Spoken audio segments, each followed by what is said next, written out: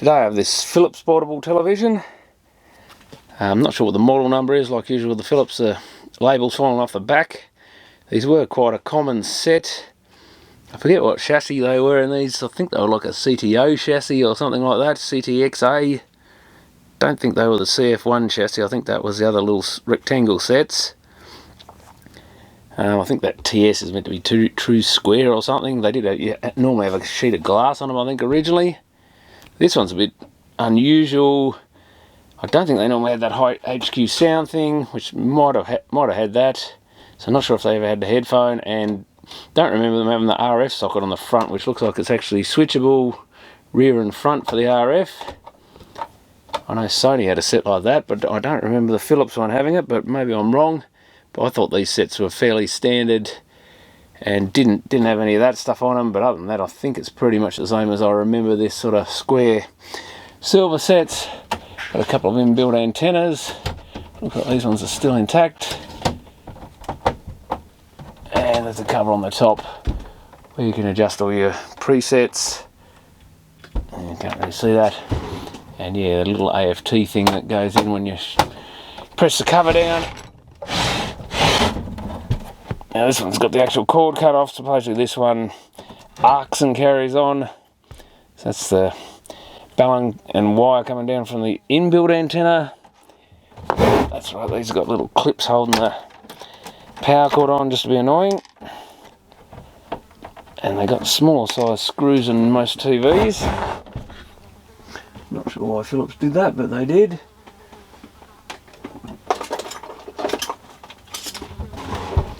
So I'll have a look at something. Obviously I'd say in the EHT is arcing in this thing. Could be a power supply issue or something. Sometimes they make it sound like they're arcing even though they're not. But I can't remember if these had a hard plastic cover on the line output transformer. I think I can see a model label in there. Or whether they had a rubber one. I think they were a rubber one, but so it could be the actual line output transformers faulty. Usually in the Philips there would be some arcing around somewhere where either where the lead went into the line output transformer or around the picture tube. So I've got a fair hope that this is repairable, but haven't plugged it in obviously. Don't know what the story is. But these were quite a common set. I was not a massive fan of them, but I did fix a lot of these back in the day. And why won't the cover come off? I thought it'd be nice to do one again. Oh, it's the actual, of course, the bloody antenna. It's actually clean inside this thing, so that's something.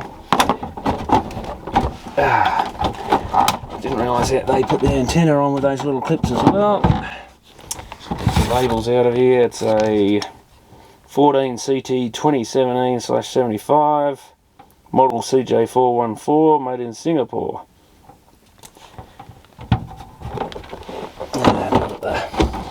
I'll get the back on now.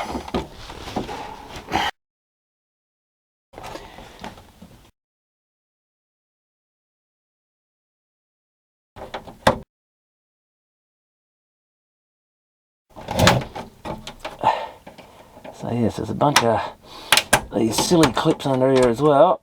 I completely forgot they did it on both sides. I forgot that cable actually went right under the set like that, so not the greatest design on earth. And there's another model label there. Often they had one on the tube as well. So it's an A37 570X. Sounds larger. You'd think it'd be an A34 in these, but who knows how they numbered them. But yeah, I honestly can't remember what chassis this is. But they do have these little red plastic things around the line output. They used to play up. Oh yeah, these caps used to leak a bit. Yeah, that was... The plastic goes sort of hardish on these. Even though it's a rubbery sort of thing, they sort of peel up and they were never the greatest. I think they do leak out around this black bit here occasionally. Chances are when the guy plugged this in, it was pretty cold and wet anyway, and it was probably something to do with that. They will tend to arc more if it's cold and wet. This has still got the great big tuner in it, much like a KT3 chassis and earlier. K9s and all those things, KL9s, KL11s. What TDA chip have these got in them? 3560. But yeah, they're a live chassis set. So it's actually got this tuner socket comes up. Maybe it goes to that switch or something. There's some other oddball thing here that goes to the front socket. Maybe that's more isolation, and then it plugs into another socket. So maybe that's how they isolate the front socket. So it's got like two rear sockets, probably isolated ones.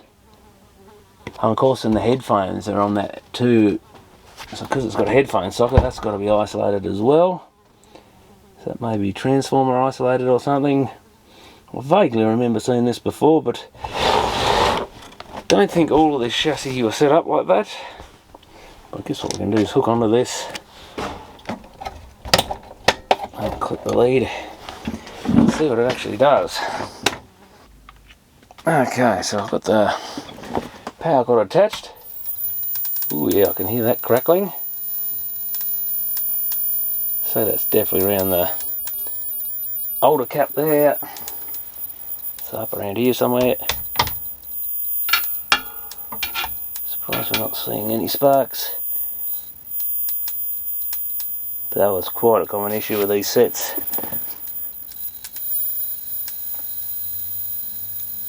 Even though it's quite a hot day today, it shouldn't be a big problem.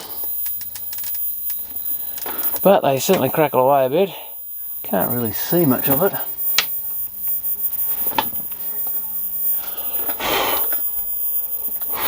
Sometimes blowing on it will get it to play up. And now that's warmed up a bit, it's a bit happier. Yeah, really good tube in it. Really nice, bright, sharp picture there. So, I think, do these mute the sound? I can't remember. They might do.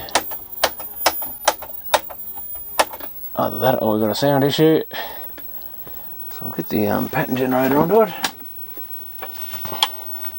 I guess even better, we can plug it in the front, can't we? That'll make life a bit more fun. Pretty rare to get to plug your signal into the front. We're on the rear socket. Now we're on the front socket. Probably not going to be tuned in anyway. Oh, that's getting close. That's close. What's that? The second star channel. So that may have had a VCR or something on it. Three little bits in. How do we select the band? A, B, C. That's actually on B, so that's not. That must be VHFL. Doesn't tell you anywhere by the look of it. That's handy. Third one in.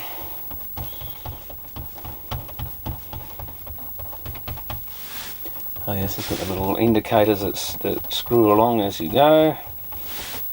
That's negative. So I think we're going down the band. Again, they don't really say. It'd be nice if they actually wrote a few things on things instead of just random symbols. Yeah, now we're getting there, I think. Somewhere around there.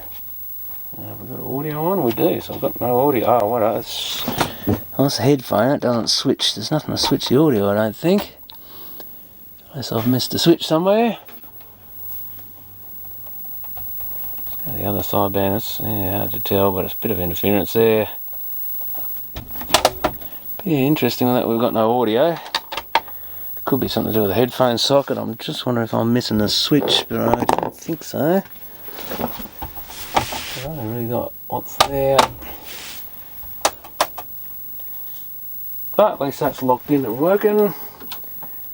Ooh, got some purity issues here. Maybe that's just me moving it around. Or maybe it's some other bigger problem, but could be the degaussing isn't working as well. Phillips are pretty common for having blown PTCs, little thermistor things. Usually these have got those round white ones. I think it might be later in this one, but ooh, yeah, that's not a good sign. We're unable to. Doesn't got a place to go around the tube, all the metal brackets and stuff on it. But no, that's not really coming good. Not sure it's any better at all. Maybe just slightly. So there is a bit of a purity issue there. Oops. Let's see, that's one hassle with having that on the front. As you can't really spin the TV around. floating around. Oh, it's that B and C thing, that antenna thing, bell one. So where is our speaker? It's along there. Goes by, there's a transformer or something down the front end of the headphone socket, I think.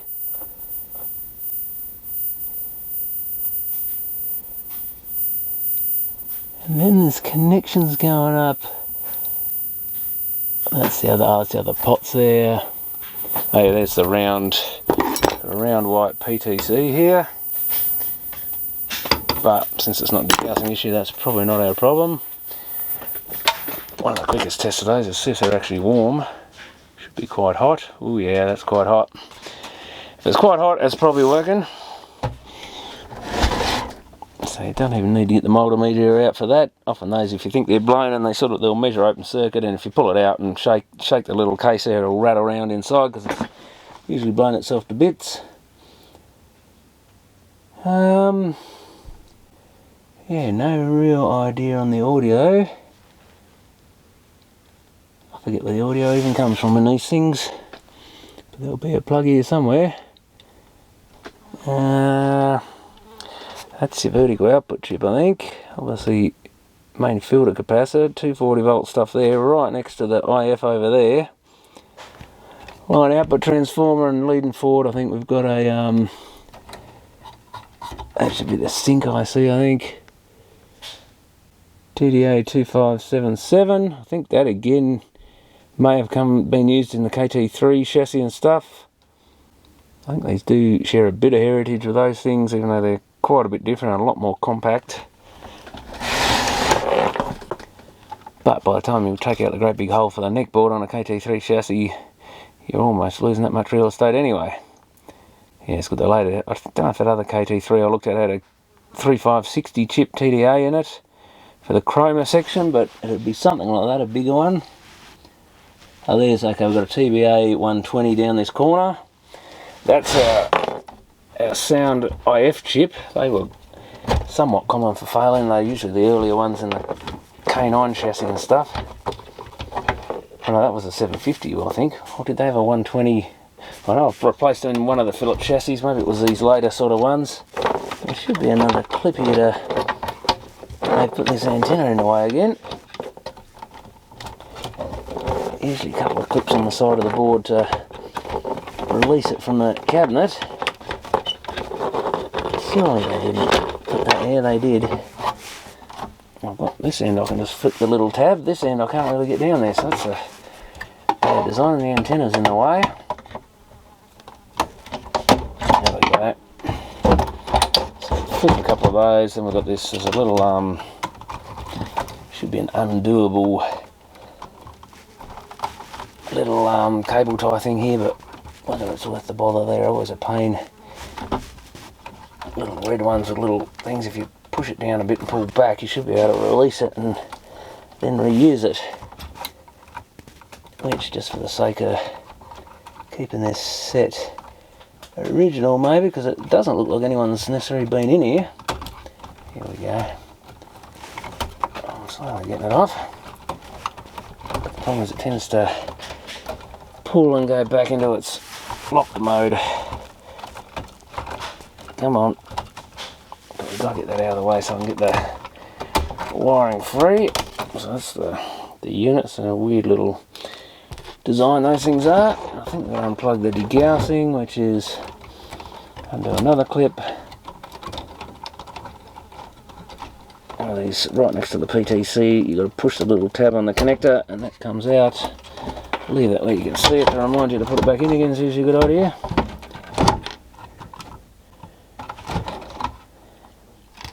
Might even take the neck board off,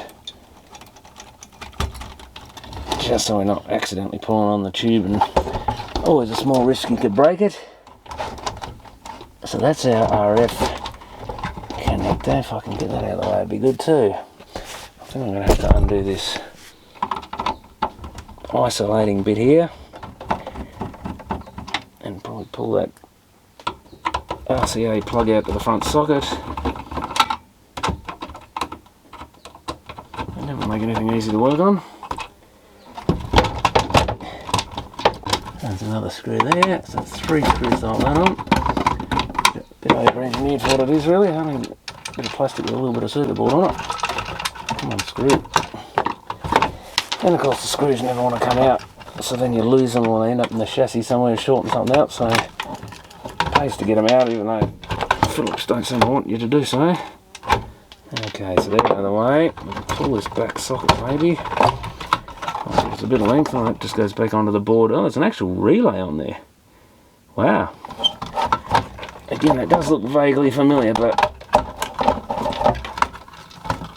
it's a pretty crazy one of these little flat relays to... Oh, how do I get this? I want to click this cover. No, you just press on it. So I can pull that front antenna. So I've got these isolating capacitors, but it actually switches. I guess it might have to. Because how else you either need to have like a splitter type thing to combine them. So I've got the back socket comes up. Yeah, it goes into that relay, I guess. That's coming into there. Is that the front socket? That goes into this socket. Oh, that's the tuner, so that's the out. Oh yeah, front socket went in there, so what a crazy design. And that must be an amplifier. So what was this other? That must be for the switch, I guess, to turn that relay on and off. Well, how does it get power? So maybe it puts power up there, I guess. Now audio, it looks like next to that TBA 120 we've got an audio chip here on that heatsink. So it's going to be in that area, either that 120's died, or do I see a smoked fusible resistor down there? I think I do.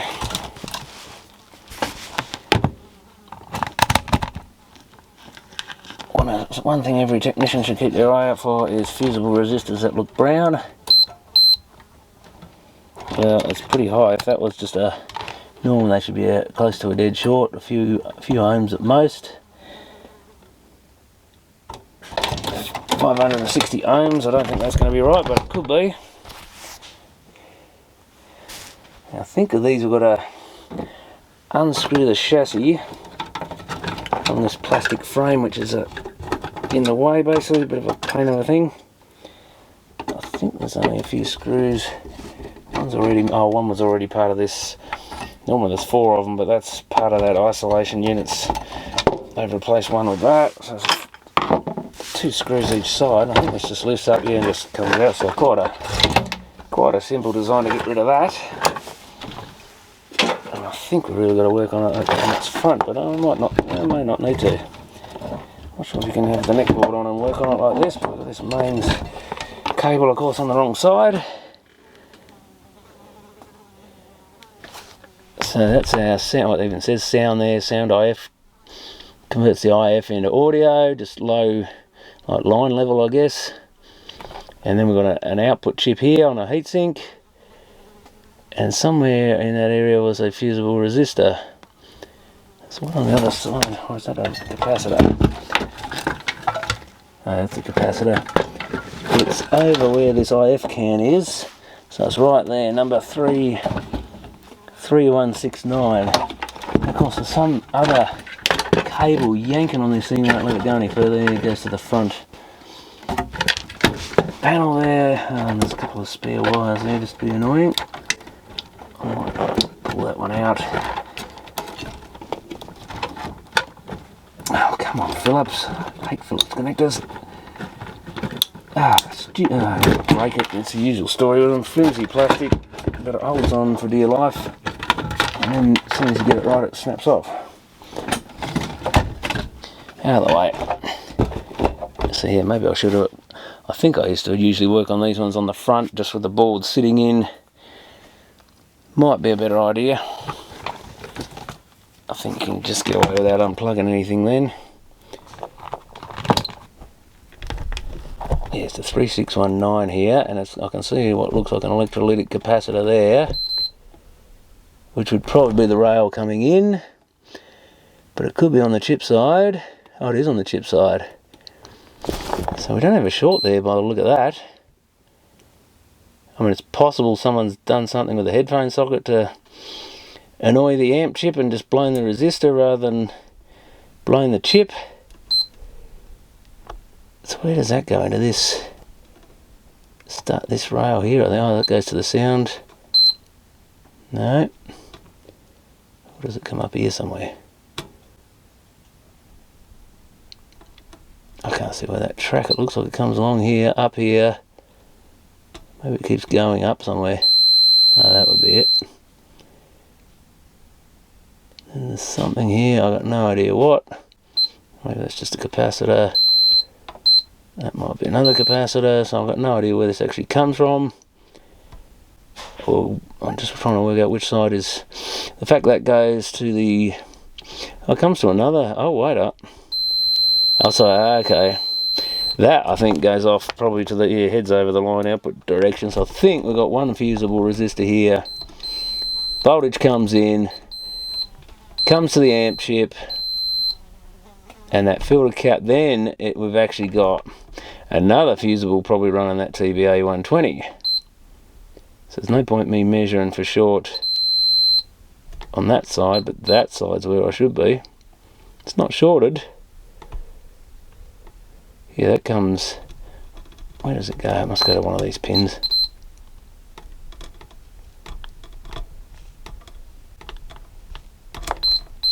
Oh, there, so it comes up around the top there somewhere. That looks a bit like a ground line. Oh wait, I'm on the ground, aren't I? On the wrong bloody thing. On the ground side of the capacitor.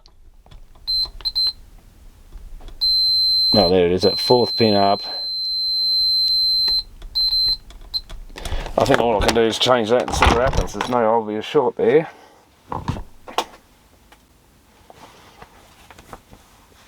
So all I can do is put another fusible resistor. It looks like it might be a 5.6 ohm or something, but I'll get this. We got the power off. Better do, we've just been fiddling with everything, so I'd hope it was off. Always pays to check occasionally.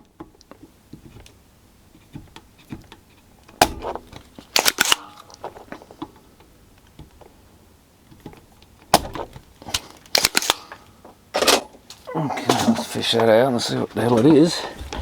Looks like you can still read it at least, it's just a bit darker than it should be.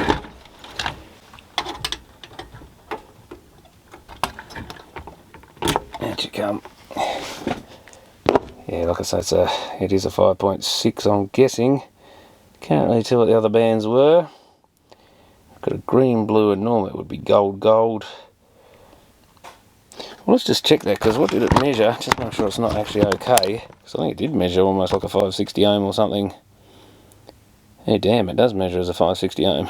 So that might actually be okay then in that case. It's definitely been cooked. Surely it wouldn't have cooked and be a multiple of 560. I can't imagine it went from 5.6 to 560 just coincidentally. Does look a bit like a brown band, that one, but it's hard to tell. So maybe this has got nothing to do with it. Definitely been cooked.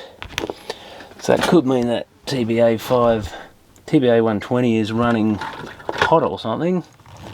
I might just put that back in, I think, and see what we find.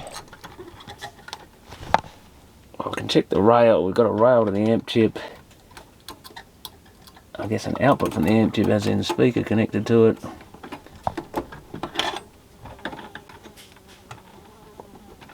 That definitely shouldn't be that brown colour, but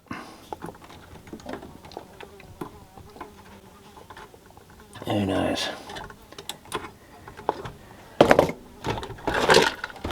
Unfortunately, I don't think I've got any TBA chips or anything. I used to have a good collection of new or salvage parts, a lot of which I bought off other repairers as they shut down over the years. But unfortunately I got rid of all that. So the next question would be, which of these connections are the speaker? Most of them seem to head off elsewhere. Or is it there's a couple of other wires there, aren't there? Yeah, those two, the brown and black. That's probably our speaker. Where do they actually go to? Oh, those two pins there. Where the hell does that? It just disappears under this. Oh, it goes through this. Oh, this capacitor. So that, yeah, might be an output. Yeah, that's probably it. So there, so first thing to do, I guess I can leave it on ohms, measure across those pins, see if that is the speaker. It should be low ohms, obviously. 89, 90 ohms. Although, does it go through an isolation transformer because of this headphone jack? Well, 90 ohms won't give you much, or is the headphone jack open circuit or something, which is another possibility.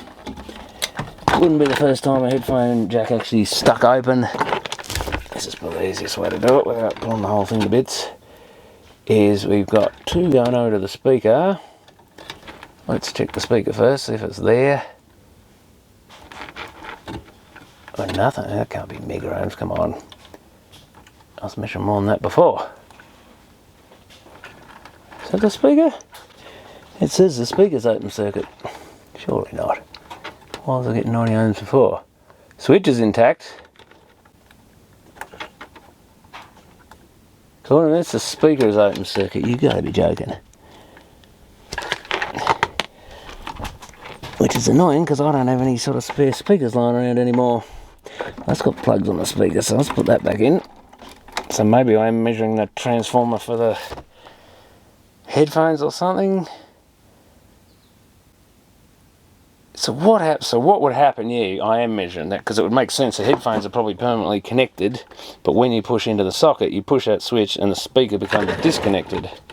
It would make sense.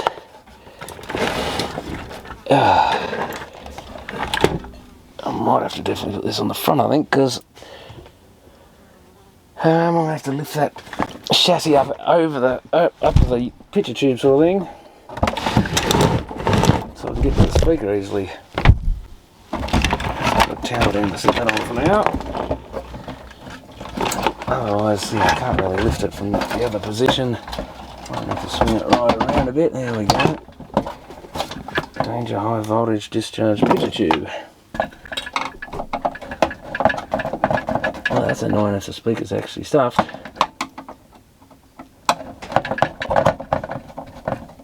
don't think I've ever had a speaker going on one of these, but maybe, but you'd get the odd TV speaker dying. At least in the old days I'd have a few of these in the shed I could pinch some bits out of. It's getting a lot more difficult. These have got to be sort of shielded speakers too. At least it's got plugs on it. Red went to the red. Multimeters and everything. And it's 20 mega, 13 mega ohms. Damn. Damn speaker's gonna open.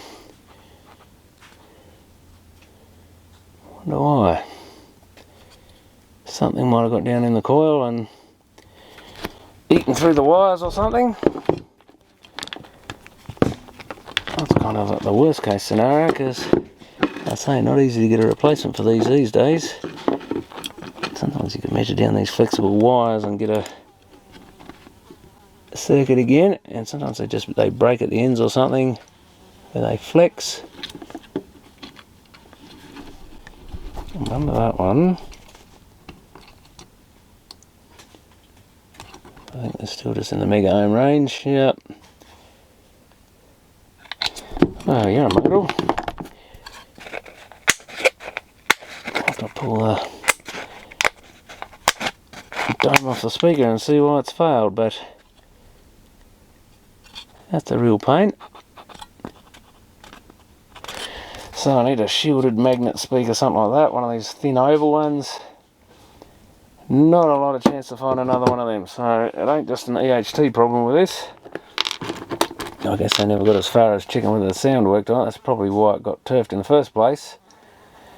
EHT was just an extra fault, so that's pretty annoying. I don't think I've got any thin speakers like that anymore. I do have a Philips CF1 TV, which is unknown condition. I mean, that might be a good source of one. But I would like to fix that one day too. I don't think I've got any other Philips TVs. So it looks like this one might have to go on the spare parts pile for now, or to finished pile for now. It's not possible a speaker out of a Samsung more modern TV or something will fit in there, even if it's just held on by a couple of screws. They weren't as long as these ones. But yeah, I'll have to wait until I find another TV to pinch one out of. At least it basically runs and will display a picture, so that's something. I don't really want it as a display piece anyway, but also would be nice if I could have got it all going, so I'll have to leave that one for now. Okay, so I'll put this back together for now, since I haven't got a speaker for it. But what I can do is fix this little issue with the EHT crackling. So even though this one's very leaky and it's probably discharged itself, we'll do the old screwdriver and clip lead trick. Now what you want to connect to is the earth wire here going around the rim band. It's best to get onto the actual bare sort of woven looking wire there. Make sure you're definitely onto it, because we're discharging. There's a big capacitor between this aquadag on the outside of the glass and that coating that you can see through the glass is on the inside, and that forms a capacitor, so we only want to discharge it to the tube. There's a risk that if you discharge it the wrong thing, you might damage some parts, some semiconductors or something. So yeah, that's one truly, I don't know where the metal bit is. I've touched it now, and then it's just a matter of pushing it to one side, or we can flip this up and look, yeah, I can get one leg off and then the other. And normally I'll give all this a clean under here, give it a clean around the tube, just a bit of paper towel or something with some metho on it that dries nice and quick. If I can find my metho, there it is. And now this thing won't pump it out.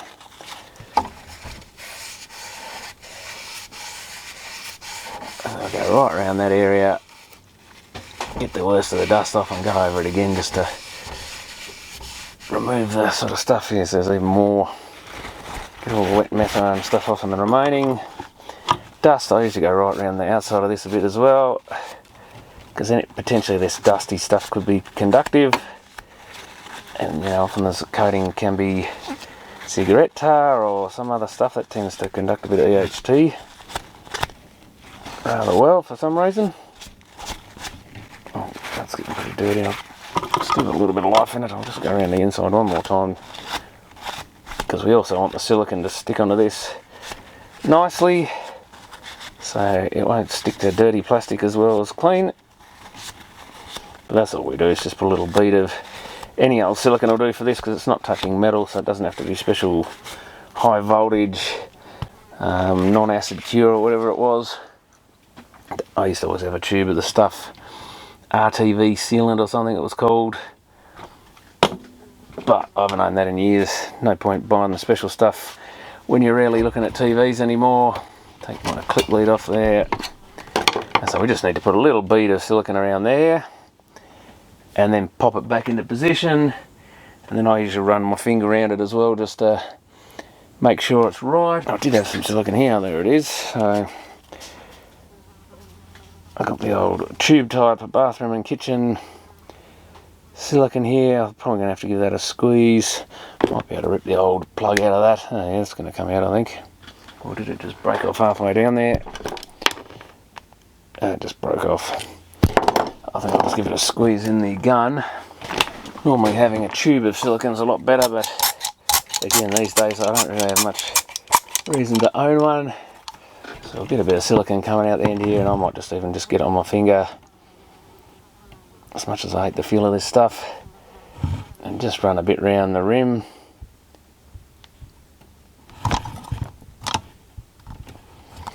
Doesn't need a lot. You want to be able to, I try not to get too much on the inside there, because you want to be able to get this off again one day potentially. If someone has to repair it, replace a line output or something, it can be a real pain when someone's really stuck one of these down and you've got to get a knife and stuff and try and cut it off the tube. Whereas if it's just a thin bead, it should tear off again. Might have to get that off my fingers so I can grab this thing, get the worst of it off me, because we still need to kind of peel this thing up a bit So you can see what we're doing. Hook one under, push on it, make sure the other one goes under the, it's like a little metal piece stuck in that little rim thing, stuck in the glass, and then we'll just run our finger around. You should have a smear right the way around. You can always add a little bit more silicone at this point if you want to, but normally that should do the job. As long as you've got a bit right round and pretty well sealed it so there's no air gaps between that thing and the tube. You can always push it on a little bit more just to make sure. Then we should be pretty right. I normally just let that set for a while. I don't know how long this stuff says it takes to get a skin on it, but usually at least half an hour or so, I think. Surface protection curing, 72 hours for a 5mm bead. Well, that's a bit long, but that's probably full cure rather than partial. So often they get a bit of a skin on them, so you can test them, maybe leave it an hour or so and just power it up. But yeah, starting it from cold again or something is the ideal test, but normally that's, you know, this works, so there's no point having to wait till the next day or anything to give it a run from cold again. Or you can always just breathe on them or whatever and see if there's any sign of any sound coming from them. If I switch on now it'll probably be fine, but I think I'll leave it for the moment. So now I just have to find a speaker for it. I'll put this thing back together. Won't even worry about connecting another power cord to it until I can see if I can get another speaker for it. And then this will be a good little working set hopefully. Thanks for watching.